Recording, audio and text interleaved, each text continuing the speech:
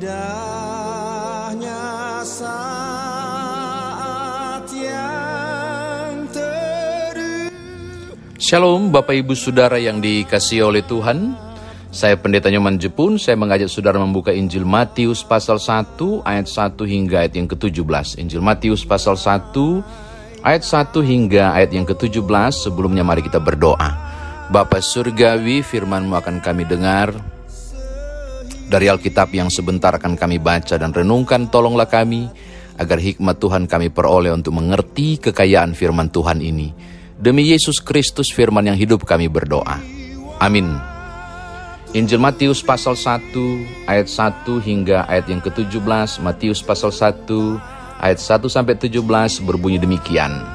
Inilah silsilah Yesus Kristus anak Daud anak Abraham.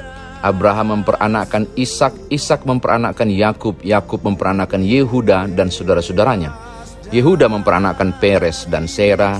Dari Temar, Peres memperanakkan Hesron, Hesron memperanakkan Ram, Ram memperanakkan Aminadab, Aminadab memperanakkan Nahason, Nahason memperanakkan Salmon, Salmon memperanakkan Boas dari Rahab, Boas memperanakkan Obed dari Rut, Obed memperanakkan Isai, Isai memperanakkan Raja Daud, Daud memperanakkan Salomo dari istri Uriah, Salomo memperanakkan Rehabeam, Rehabeam memperanakkan Abia, Abia memperanakkan Asa, Asa memperanakkan Yosafat, Yosafat memperanakkan Yoram, Yoram memperanakkan Usia, Usia memperanakkan Yotam, Yotam memperanakkan Ahas, Ahas memperanakkan Hizkia, Hizkia memperanakkan Manase, Manase memperanakkan Amon, Amon memperanakkan Yosia, Yosia memperanakkan Yekonya dari saudara-saudaranya pada waktu pembuangan ke Babel.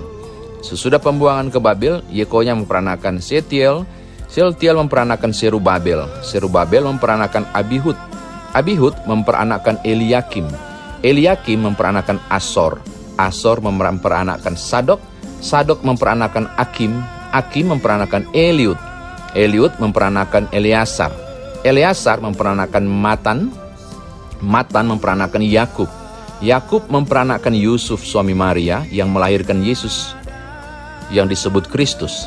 Jadi seluruhnya ada 14 keturunan dari Abram sampai Daud, 14 keturunan dari Daud sampai pembuangan ke Babel, dan 14 keturunan dari pembuangan ke Babel sampai Kristus.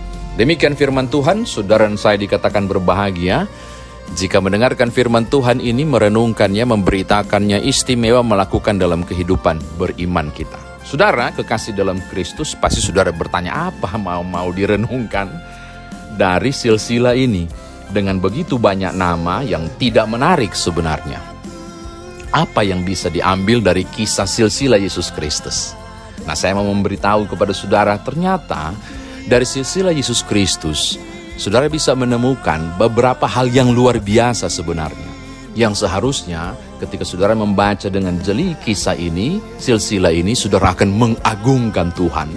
Yang kemudian membawa saudara menemukan bahwa Yesus Kristus lahir melalui berbagai peristiwa yang luar biasa lewat silsilah yang saudara baca. Oke, mari kita kupas lebih dalam teks ini. Perhatikan ayat yang ke-17.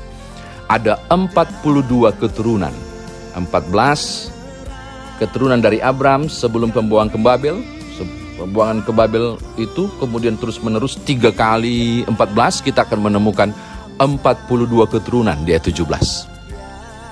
Oke, 42 generasi yang kemudian melahirkan Yesus. Ini hal yang pertama. Hal yang kedua, Bapak Ibu, saudara akan menemukan tokoh-tokoh menarik dalam Alkitab. Saya akan menemukan tokoh-tokoh yang kurang menarik, kurang baik, kurang ideal. Saya akan sebutkan beberapa nama yang kurang baik dan kurang ideal untuk disebut sebenarnya tepat nggak sih masuk dalam silsilah. Contoh, saudara akan menemukan satu nama yang menarik. Ayat 5, Rahab.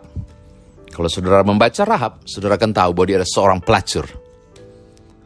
Ketika kemudian 2 orang pengintai itu diselamatkan oleh Rahab. Waktu mau mengintai masuk Kanaan. Rahab adalah seorang pelacur yang bukan siapa-siapa. Atau saudara akan menemukan juga di ayat yang kelima, nama Rut. Rut juga sebenarnya tidak layak masuk silsilah. Mengapa? Karena dia bukan orang Israel asli. Dia bukan keturunan Abraham. Dia bukan juga siapa-siapa. Atau saudara akan menemukan juga seorang yang luar biasa tidak enak nasib hidupnya, yaitu istri Uria, Batsheba, itu ada di ayat yang ke-6. Dia juga dia korban ketidakadilan. Hidupnya tidak indah perjalanan hidupnya. Kok bisa dia masuk dalam silsilah? Oke. Lalu saudara juga akan menemukan ayat 10 misalnya, Manasye. Waduh, itu tokoh yang amburadul. Seorang raja yang menyembah Baal. Raja yang kemudian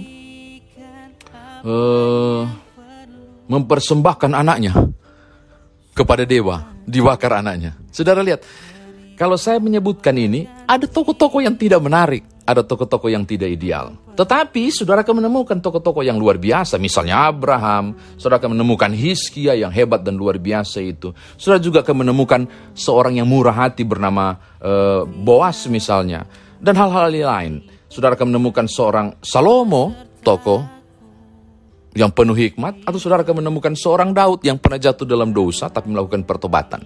Apa yang saya mau katakan di catatan kedua ini? Bahwa ternyata ini menarik.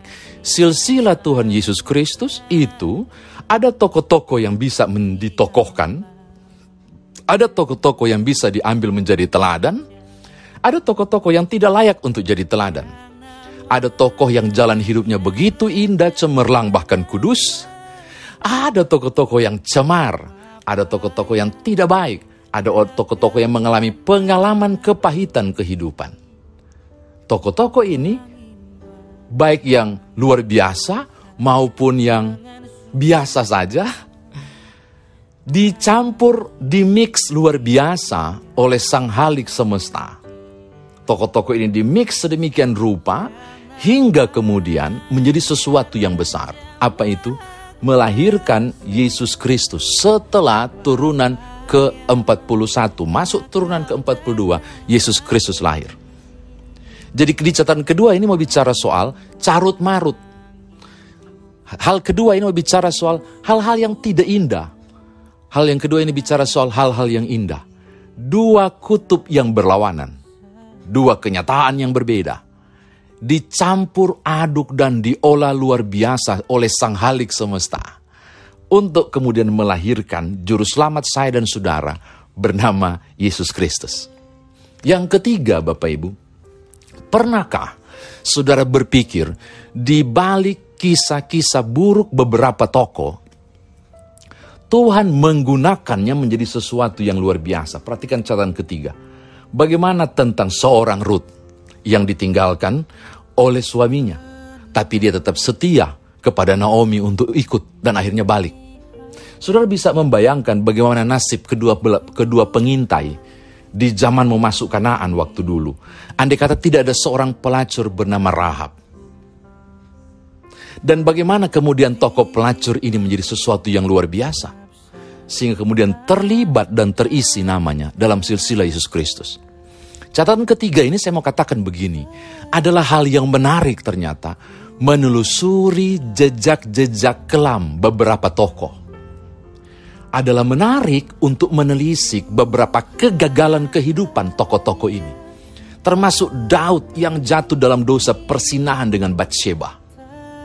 Dan menarik sekali, di balik kisah-kisah tidak benar tokoh-tokoh ini, di balik kelam dan pahit hidup tokoh-tokoh ini, Tuhan menggunakan kekelaman mereka, kepahitan dan ketidaklayakan mereka, untuk kemudian masuk ke babak yang luar biasa pada turunan ke-42, yaitu lahirnya seorang pribadi yang pure, murni, holy, kudus, luar biasa. Engkau mengagungkannya bersama saya dan kita menyebut dia juru selamat, yaitu Yesus Kristus. Yang saya mau katakan Bapak Ibu, di balik ketidakberesan dalam tanda kutip hidup beberapa orang dalam silsilah ini, Tuhan bisa pakai menjadi sesuatu yang keren, sesuatu yang wow, sesuatu yang luar biasa.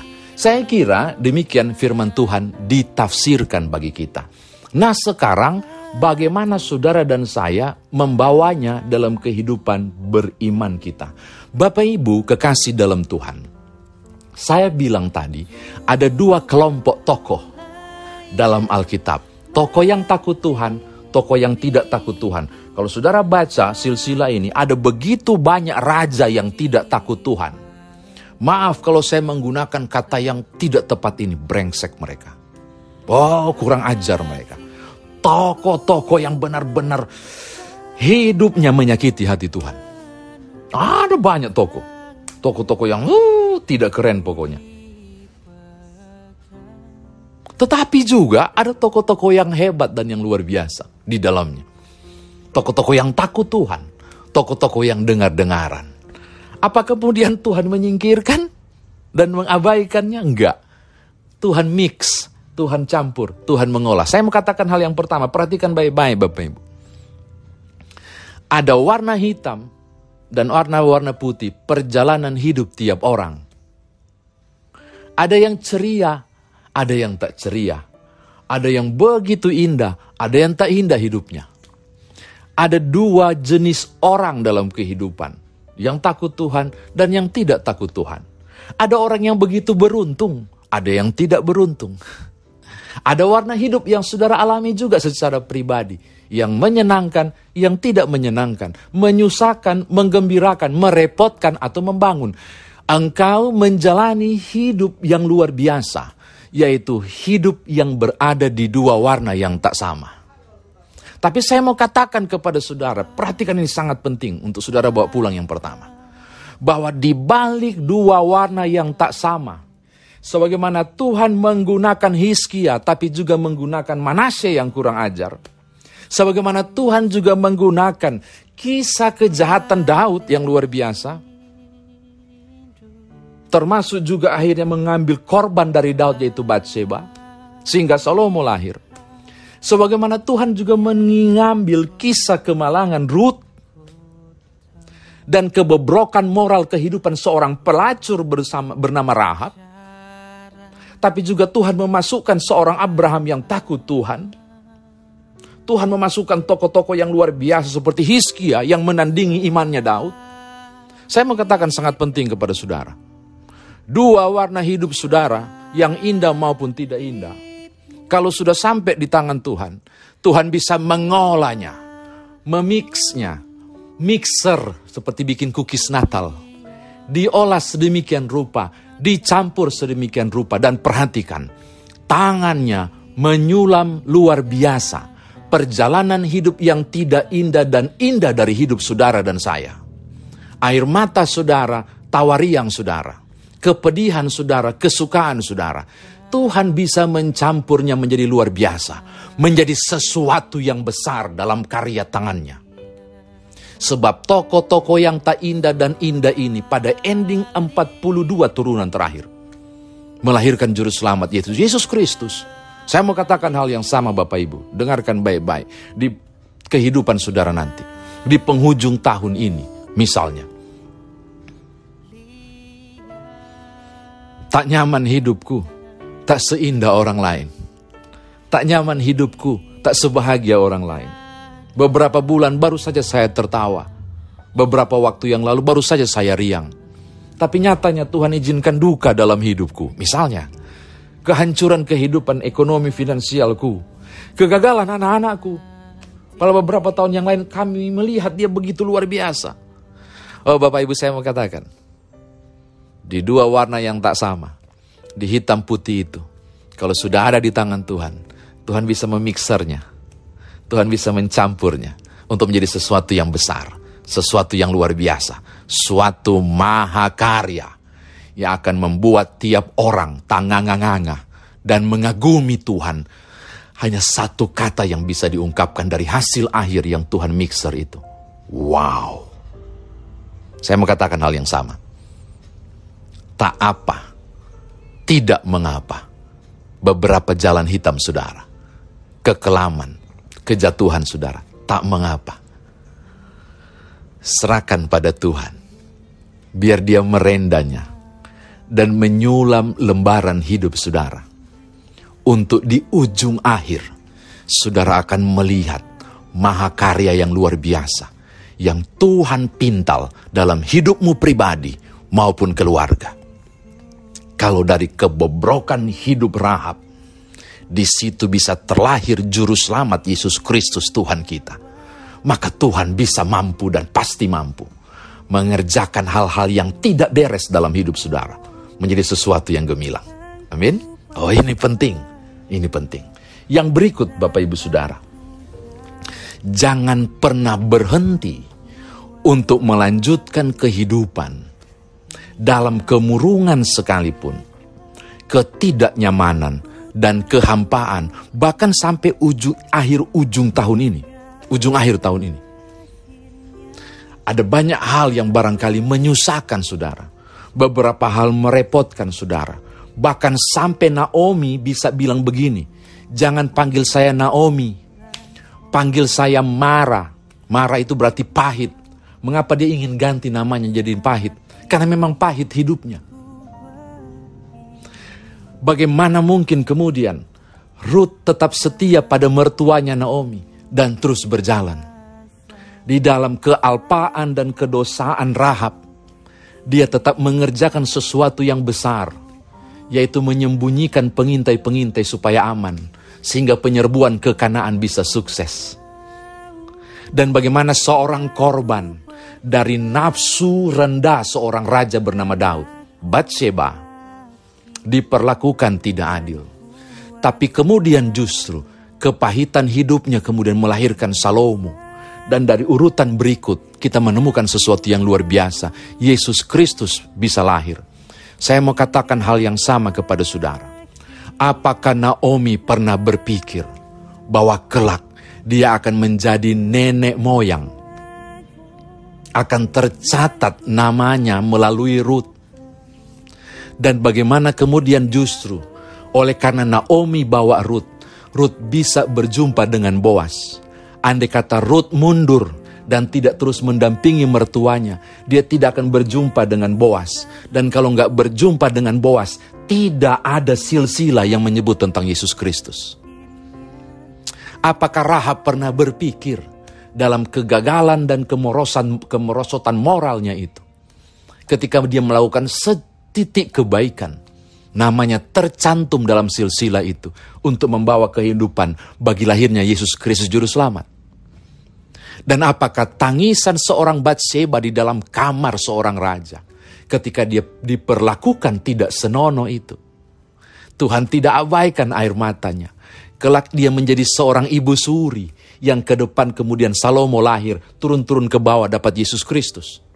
Yang saya mau katakan kepada saudara, malang hidupmu sekalipun, berat hidupmu sekalipun, penuh air mata sekalipun hidupmu, kelam barangkali perjalananmu, gelap, terlalu kotor menurutmu, Tuhan bisa memakai semua itu. Asalkan engkau mau membiarkan Tuhan ambil alih hidupmu. Asalkan engkau bersedia, Tuhan turun tangan untuk membuat kesempurnaan terjadi di dalam tiap kegagalan, kegelapan hidupmu. Sebagaimana dia bisa memungkinkan kemuliaannya hadir di balik kegelapan tiap orang. Yesus Kristus lahir. Saya mau katakan, jangan berhenti berjuang seperti Naomi dan Ruth. Jangan berhenti menjalani kehidupan seperti Batsheba. Dan jangan berhenti mengupayakan setitik kebaikan seperti Rahab misalnya. Karena di balik kekelapan saudara, Tuhan bisa menyatakan sesuatu yang indah. Di penghujung tahun ini, saya mau katakan begini kepada Bapak Ibu. Tidak pernah kebetulan Ruth ada. Tidak pernah kebetulan Naomi mengalami nasib itu. Tidak pernah kebetulan musibah terjadi pada istri Uria bernama Batsheba. Semua tidak pernah kebetulan. Tidak pernah kebetulan engkau terisak di sudut kamarmu untuk memikirkan masa depan anakmu barangkali. Tidak pernah kebetulan engkau membuat tanda tanya besar untuk berkata, how come? Bagaimana Tuhan aku menjalani hidupku, suamiku begini, istriku begini, atau anak-anakku begitu? Saya mau katakan, engkau tidak pernah kebetulan ada dan hadir di dunia ini. Dari nama saudara, dan dari kehidupan saudara, dan dari runtut perjalanan hidup saudara, Tuhan bisa menggunakannya menjadi sesuatu karya gemilang. Tetap bertahan, tetap berjalan. Di ujung akhir, saudara akan menemukan sesuatu yang luar biasa. Tuhan berkati Bapak Ibu. Haleluya. Amin.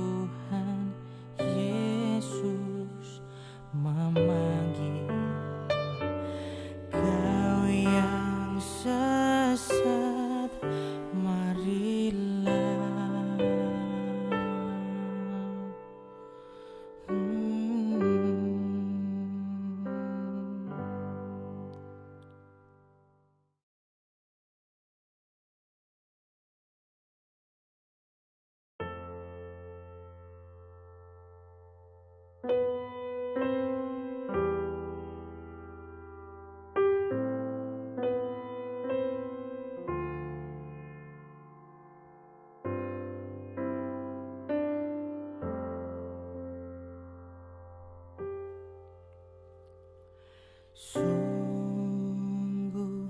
indah kabar mulia, hai percayalah.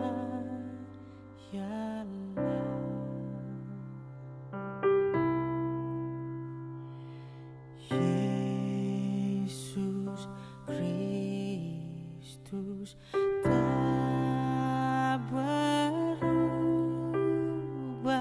selama-lamanya.